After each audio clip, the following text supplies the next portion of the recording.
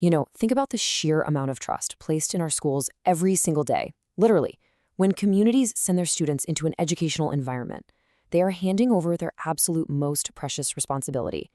They're trusting that those kids will be safe, supported, and guided with total integrity. So, welcome to this explainer. Today, we are unpacking the Pennsylvania Code of Professional Practice and Conduct for Educators. We're going to look straight at the official rulebook that safeguards all that trust, really focusing in on how it defines and enforces professional boundaries.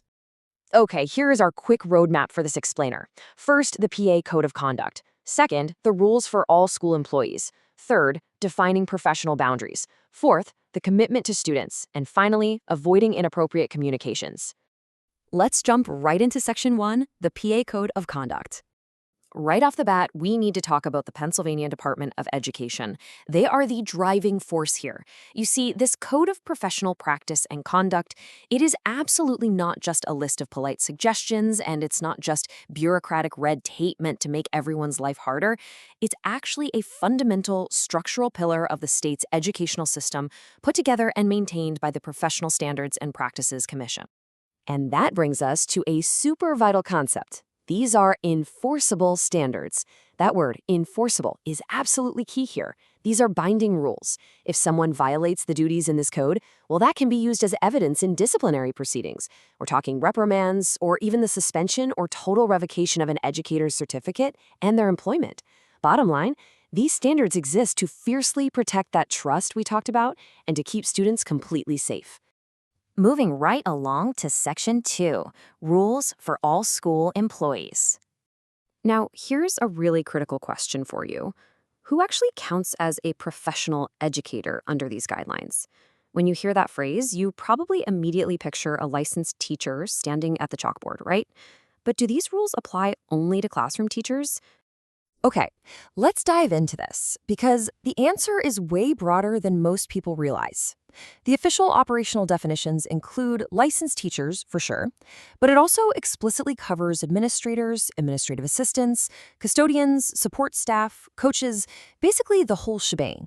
It applies to everyone in the building. Why?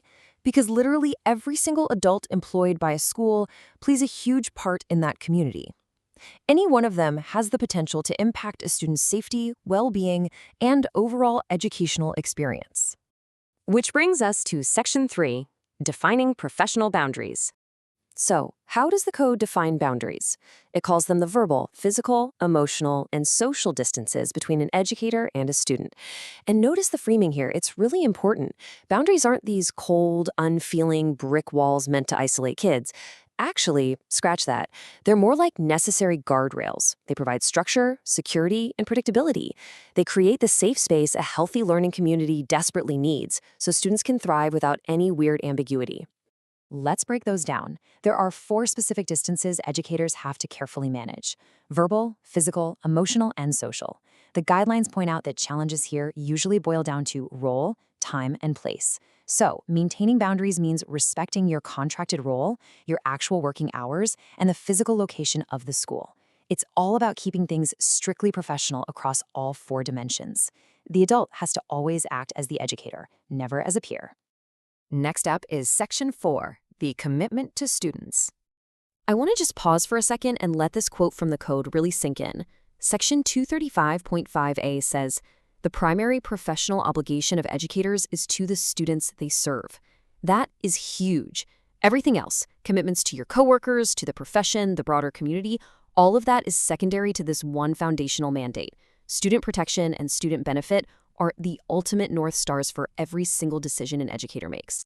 To back that up, the code lays out some incredibly practical rules.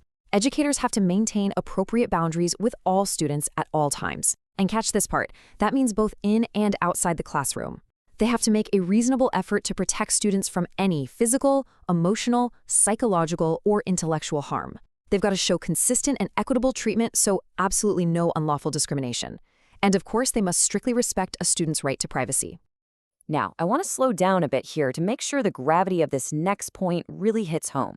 According to the state's ethical framework, there are absolutely 0 circumstances that allow for educators to have romantic or sexual relationships with students. None. No exceptions. It is an unequivocal rule. The code also explicitly says educators shall not sexually harass students or engage in sexual misconduct. It is a hard, impenetrable line drawn specifically to protect vulnerable students and manage the massive power dynamic in education.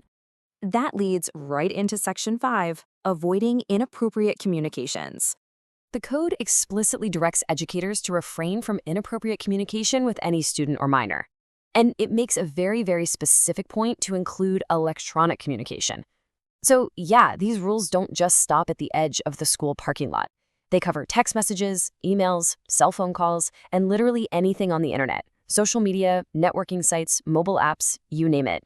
The medium just doesn't matter. The professional standard remains exactly the same. Now, what's really interesting about this slide is how hyper-specific and legally dense this list of forbidden behaviors is. The code doesn't just vaguely say, hey, be appropriate. No, it specifically defines inappropriate communication. It bans anything sexually explicit, including images or jokes of a sexualized nature. It prohibits anything that even looks like flirting or soliciting a romance. And it strictly forbids commenting on a student's physical attractiveness or discussing romantic histories or fantasies. There is absolutely zero gray area here. But what about the less obvious stuff? Well, if an interaction is ever called into question, the code provides specific factors for assessing it. Authorities are going to look at the nature, purpose, timing, and extent of the chat. Like, why are you texting a student at 11 p.m., right?